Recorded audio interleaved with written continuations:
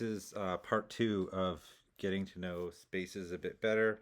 I'm in my own class now, and as you can see, I have invited Karen to share mine, and she's shared hers with me. So now, you get the invitations accepted by the teachers, um, you can see both your classes. I can see 607 and 608, which is great because then I can actually assign stuff. And for Karen and I do most of the stuff on Spaces.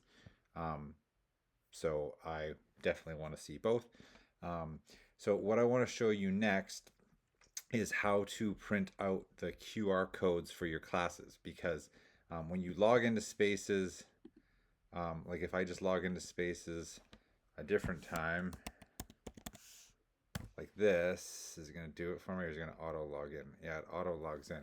But if I were to log out of Spaces here, if I log into Spaces like this is how it looks as a student. And they log in with their QR code. So they click this, and then you you put a QR code in for that. So we're gonna do it that way. So we got to give them their QR codes, and the easiest way to give them the QR codes is just to print them out. So let's open up. Let's say I wanted to do it for this class. I don't know why it's saying my session's timed out. Let's try this one more time. So the way I would get the QR codes printed is I'm going to go into my class like this. I'm going to go over to people, okay, and I'm going to be on students, okay. So it says I have 30 students. One of them is a sample student. Um, so I guess I got 28 in here. So how am I going to get the QR codes? I'm going to scroll down here where it says get QR codes, and I'm going to click that. View all QR codes. That's what I clicked. So I'll show you that one more time. View all QR codes. Click that. And then I'm going to want to print for all the students. So I'm going to select all the students. If I had a new student or I had a student that say they lost their QR code page and I didn't want to print the whole class again, then I might just select like one kid. Like if I just wanted to select Bella, I could just print Bella's that way. But the first time you do this, you're definitely going to want to print everybody's. Okay, so I'm going to select all of them like that.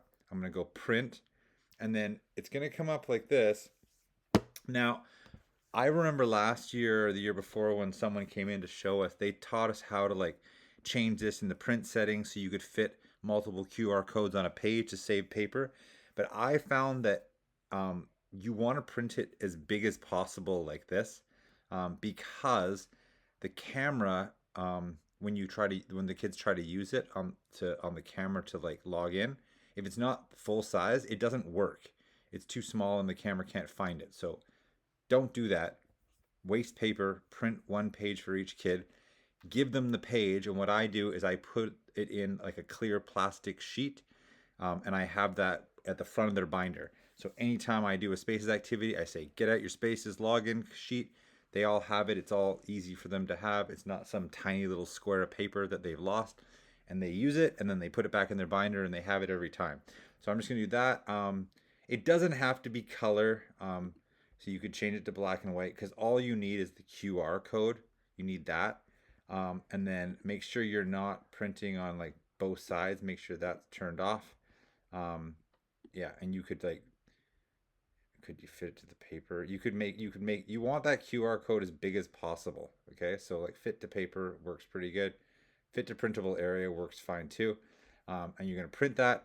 You're gonna give each kid their sheet. You're gonna tell them, put it in the front of your binder or the back of your binder or wherever, and in a clear plastic sleeve. They don't even have to take the sheet out. They can take the picture right through it, and that's how they're gonna log in to their Spaces account. So I hope that's helpful. Like I said, if you have any questions, you know where to find me.